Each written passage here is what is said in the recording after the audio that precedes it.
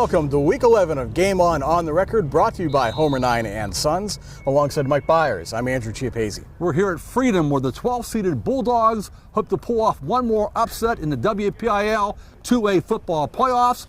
Last week, Freedom beat number 5 seed East Allegheny. This week, they play number 4 seed Riverside. And later in the show, we'll talk to Freedom linebacker and running back Dean Ward. You know, Mike, this game between Freedom and Riverside features two teams that have shown a lot of progress throughout the course of this season, especially this Freedom team, which we saw in Week 0 against Hopewell.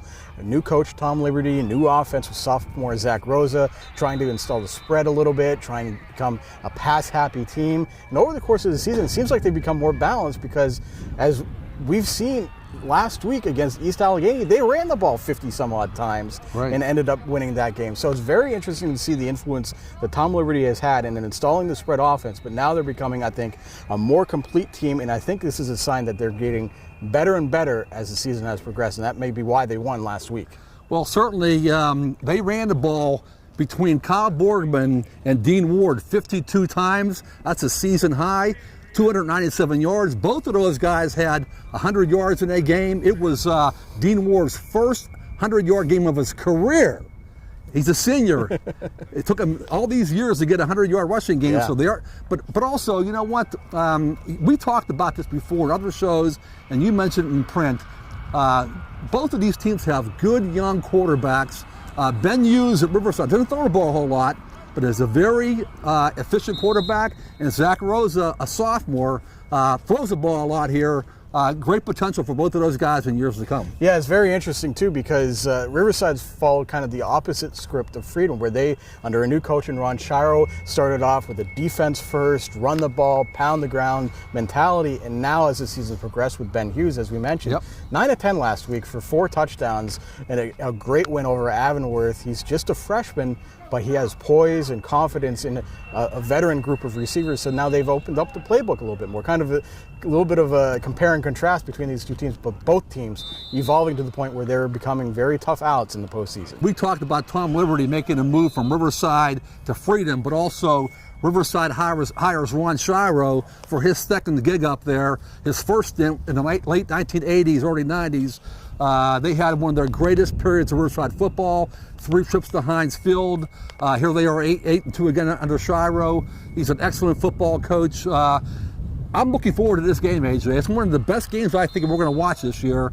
I don't know who's going to win it. It should be a great game, but we shall see Friday night. Well, joining us now to talk about Freedom's win over East Allegheny and the Bulldogs game against Riverside on Friday is senior running back and linebacker Dean Ward. Dean, welcome to the show. Thanks for being here. Dean, this is your 4th year as a starter on this football team. As a 9th grader, you played on an 0-9 team. You won 2 games the next 2 years, and here you are with 4 wins this year and a playoff upset over East Allegheny. How do you and the teammates feel about where this program is at right now? We're really happy with where the program is going, and we're glad with the progress we're making, but we definitely want to win this Friday and continue what we're doing. Your game against East Allegheny was considered to be a little bit of an upset, even though I know you guys fully believe that you guys could pull off that win. What was the key ingredient to getting out to such a big lead and being able to hold on and defeat East Allegheny last week? I think it was really an attitude thing, because we came out with the attitude that we were going to win. So when we went out there and played like that, we just continued to dominate them, and they just weren't ready for us to come out like that. Dean, when I was here at practice last week, I was talking to Coach Liberty, and he said that he didn't quite like that phrase that we're a pass-happy football team. You've been throwing the ball a lot this year, but then against East Allegheny, you guys ran the ball, I think, 52 times between you and Kyle Borgman for 297 yards. What happened from that pass-happy offense that Lib doesn't like to what happened last week? I don't know. I mean, we just came out and started running the ball, and it started working. So, I mean, we continued to do that, and whenever it worked and it kept working, and you're not going to go away from it, and we'll see what happens this Friday. Dean, this is a rematch at Riverside. You played them earlier in the year. You were in the same Midwestern Conference. They beat you guys 18-10 last time. What do you take from that game, and what do you expect this Friday night?